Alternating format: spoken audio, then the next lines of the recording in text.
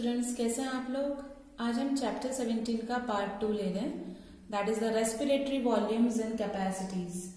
हम लोगों ने लास्ट लेक्चर में पढ़ा था कि किस तरह से ब्रीथिंग एक्टिविटी होती है, मैकेनिज्म उनका कैसे है, वॉल्यूम किस तरह से आता है कोई भी एयर का, O2 का, CO2 का, वो हम लोग कुछ उसके रिलेटेड कुछ डेफिनेशंस पढ़ेंगे। तो बेटा हमारा फर्स्ट आता है that is the tidal volume. Tidal volume, उसको हम लोग शॉर्ट में टीवी भी बोलते हैं।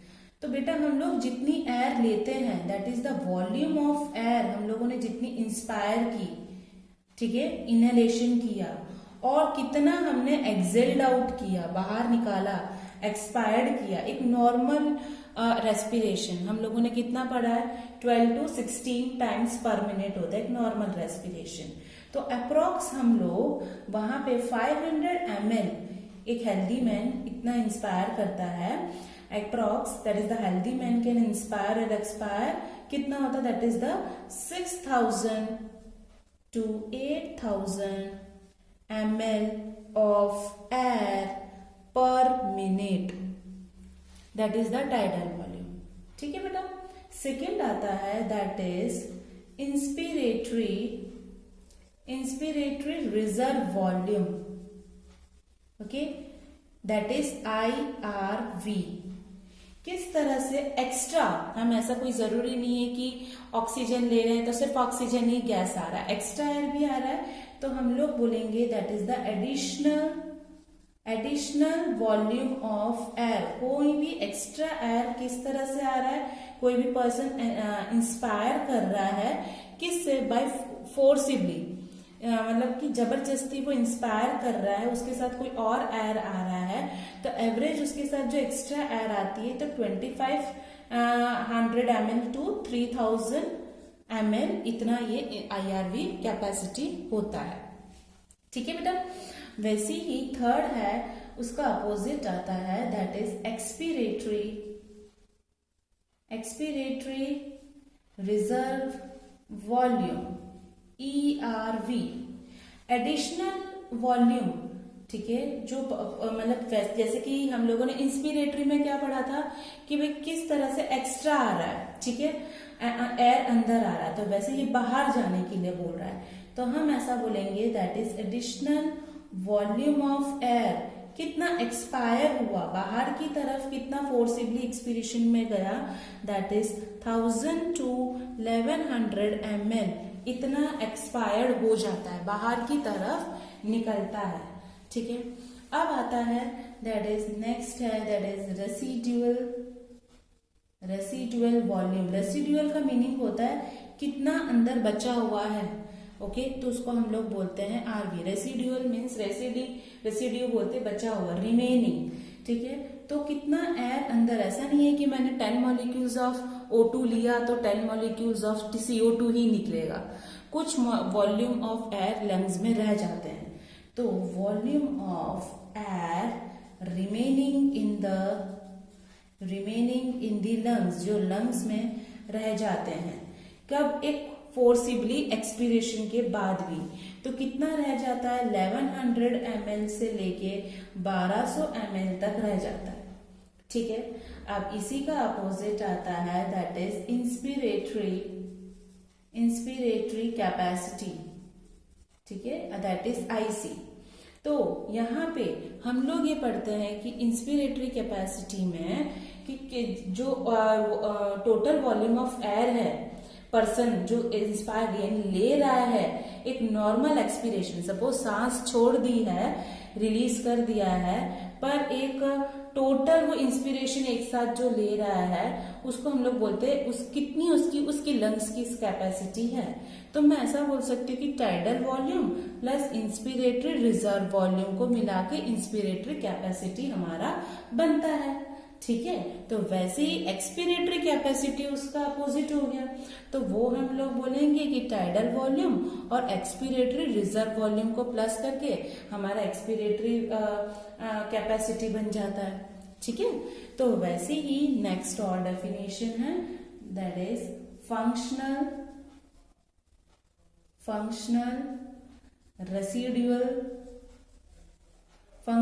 Residual capacity. ठीक है, दैट इज FRC। ओके, अब यहाँ पे हमें पढ़ना है कि ये कितना एयर, वॉल्यूम ऑफ एयर जो लंग्स में रह जाता है, that is volume of air कहाँ पे, लंग्स में जो रह जाता है एक नॉर्मल एक्सपीरेशन करने के बाद, उसको हम लोग बोलते हैं फंक्शनल रेसिडुअल कैपेसिटी, यानी कि expiratory reserve volume plus reserve volume दोनों मिलके हमारा क्या बनाते हैं, FRC बनाते हैं। वैसे ही नेक्स्ट आता है दैट इज वाइटल कैपेसिटी।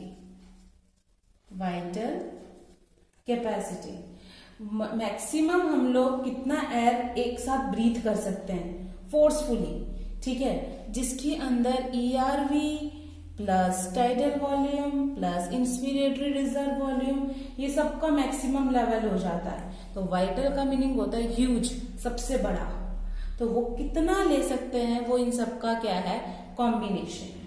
तो वैसे ही हमारा टोटल लंग कैपेसिटी, एक लंग के अंदर कितना हम लोग और कितनी गैशियस हम ले सकते हैं, वो तो हम लोग बोलेंगे कि भी RV है, ERV है या TV है, tidal volume, inspiratory reserve volume, vital capacity, residue, ये सब कुछ जितना भी फोर्सफुली हम लोग इंस्पिरेशन करते हैं, हम लोग एक साथ कितनी गैशियस अंदर हमारे लंग्स में ले सकते हैं, वो होता है टोटल लंग कैपेसिटी। ठीक है बेटा, अब हमारा जो नेक्स्ट टॉपिक आता है that is exchange of gaseous. हम लोगों ने पढ़ा है कि भाई गैशियस किस तरह से एक्सचेंज होता है, कहाँ पे होगा, हम लोगों ने पढ़ा हुआ है कि रेस्पिरेटरी का जो ऑर्गन है वो एंडअप किससे हो रहा है, एल्वियोली से हो रहा है। शुरुआत कहाँ से होती है, नॉस्ट्रल से होती है, ठीक है, पर एंडअप किससे होता है, दैट इज द एल्वियोली से होता है। तो हम लोगों को पता है कि भाई जो प्राइमरी एक्सचेंज ऑफ गैशियस का मेन ऑर्गन कौन है, कि भाई एल्वियोली है, ठीक है। एक्सचेंज ऑफ गैशियस जो होता है किसके बीच में होगा बेटा, वो होगा ब्लड और टिश्यू के बीच में होगा। टिश्यू यानी कि हमें पता है कि हमारा जो बॉडी ऑर्गन है वो, और ब्लड ही हेल्प करता है सारा ऑक्सीजन और CO2 का ले जाने का, ट्रांसपोर्ट का काम, वो सब कुछ, ठीक। तो ऑक्सीजन और CO2 जो एक्सचेंज हो रहे हैं किसके थ्रू, तो हम लोग ऐसा सभी सारे पॉइंट्स आपको मैं शॉर्ट में इसलिए लिखती हूँ जैसे आप लोग भी नोट डाउन करो और फिर उसको अच्छे से याद रख के इसको सेंटेंस फॉर्म में लिख सकते हो। तो exchange of O2 and CO2, ठीक है, with the help of which process, with the help of that is the simple diffusion process, ठीक है। अब ये किसके ऊपर होता है, प्रेशर ग्रेडियंट तो लगेगा ही, बाहर अलग है बॉडी में अलग है, प्रेशर ग्रेडियंट और कॉन्सेंट्रेशन ग्रेडियंट के हिसाब से ये क्या हो जाता है, एक्सचेंज होना शुरू हो जाता है। ओके, अब ये जो गैशियस होते हैं, जो उसका मेम्ब्रेन है किसका, एल्वियोली का, वहां पे वो बहुत ही थिक होता है, ठीक है, तो वहां पे सॉल्युबिलिटी ऑफ गैशियस हो जाता है, गैस का सॉल्युबल हो जाता है। तो हम लोग थर्ड पॉइंट लिखेंगे that is the solubility of gaseous, ठीक है। अब किसके बीच में हो जाता है, मेम्ब्रेन ऑफ एल्वियोली, एल्वियोली के मेम्ब्रेन के आजू बाजू ये क्या हो जाते हैं, गैशियस सॉल्युबल हो जाते हैं। अब ये सब कुछ मैं जो डिफ्यूजन प्रोसेस बता रही हूँ उसके बेसिस पे हमें पता है कि बहुत सारे प्रेशर भी लगते हैं, जैसे हम लोगों ने पढ़ा कि प्रेशर और कंसंट्रेशन ग्रेडियंट है, तो हम लोगों को एक डेफिनेशन आएगा that is the partial pressure, ठीक है। पार्शियल प्रेशर को हम हर जगह शॉर्ट में PP करके भी डिनोट करेंगे। ओके, तो पार्शियल प्रेशर का मीनिंग क्या है, देखो सपोज ये हम मेरा हाथ है, उसके ऊपर प्रेशर लग रहा है नियॉन गैस का, CO2 गैस का, helium gas, hydrogen gas, CO2 gas, सबका, तो ये हम बोलेंगे प्रेशर लग रहा है। पर मैं सिर्फ ओनली ऑक्सीजन गैस का ही प्रेशर लग रहा है तो हम लोग पार्शियल प्रेशर ऑफ ऑक्सीजन बोलेंगे।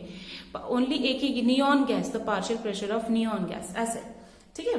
तो वैसे ही हम लोग बोल रहे हैं कि जैसे कि सिर्फ एक ही गैस के प्रेशर की बात करते थे, दैट इज प्रेशर कंट्रीब्यूटेड, ठीक है, bye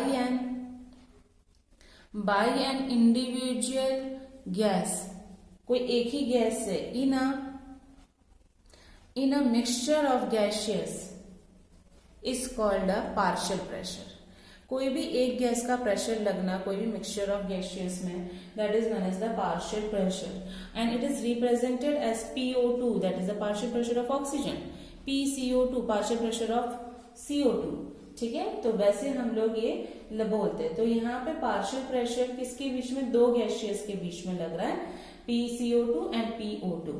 okay, at a site of diffusion, site क्या होगा, एल्वेओली का मेम्ब्रेन होगा, वहां पे ये होता है। ठीक है, अब यहाँ पे हम लोग बोलते हैं कि एक ग्रेडियंट प्रेजेंट है, दैट इज हम लोगों ने जो एल्वेओली का डायग्राम हम लोग देख लेते हैं किस तरह से ये होता है CO2 का। अब यहाँ पे याद रखना कि जो भी ग्रेडियंट बनाते हैं, दैट इज द CO2 का एक्सचेंज होता है present for CO2 in the opposite direction, that is from the tissue to the blood and blood to the alveoli. किस तरह से ये जाएगा, टिश्यू से ब्लड में जाएगा, ठीक है, और ब्लड से कहाँ पे जाएगा, एल्वेओली में जाता है। ये एक ऐसा ग्रेडियंट बना ही रहता है। ऐसे ही जो CO2 की जो सॉल्युबिलिटी होती है, यानी कि ब्लड में मिक्स होने की जो क्षमता होती है, वो 20 to 25 टाइम्स क्या होती है, ज्यादा होती है। किसके कंपेयर में, O2 के कंपेयर में। ठीक है, it means that is the CO2 जो amount of CO2 that is diffuse through the diffusion membrane यानी एल्वेओली मेम्ब्रेन। ठीक है, diffusion membrane per unit difference in partial pressure is much higher compare to the O2। तो CO2 का जो diffused होता है diffusion membrane में बहुत ही फास्ट होता है कंपेयर टू, यानी कि जो O2 का आना और CO2 का निकलना इतना फास्ट होता है। O2 का आना और CO2 का निकलना, समझ में, इतनी ये जैसे और ऐसे आ रहा है O2 और CO2 ऐसा करके चले जाता है, तो उसका जो डिफ्यूजन होता है वो बहुत फास्ट होता है compare to the O2। Okay, अब हमें पता है ये जो हम लोगों ने डिफ्यूजन मेम्ब्रेन की बात कर रहे हैं, तो डिफ्यूजन मेम्ब्रेन दैट इज हम लोग बोल सकते हैं that is the alveoli membrane. वो 3 मेजर लेयर से बना हुआ है। ठीक है, the thin squamous AP, namely that is the thin squamous epithelium of alveoli। ठीक है, अब यहां पे ये एक फर्स्ट हुआ, फिर आता है, फिर नेक्स्ट आता है that is endothelium of alveolar capillaries, वहां पे छोटी छोटी कैपिलरीज होंगी। ठीक है, एंड दी बेसमेंट सब्सटेंस, इन दोनों के बीच में ऐसे बेसमेंट सब्सटेंस होता है। ठीक है, हाउएवर इनकी जो टोटल थिकनेस होती है वो 1 मिलीमीटर से भी कम होती है।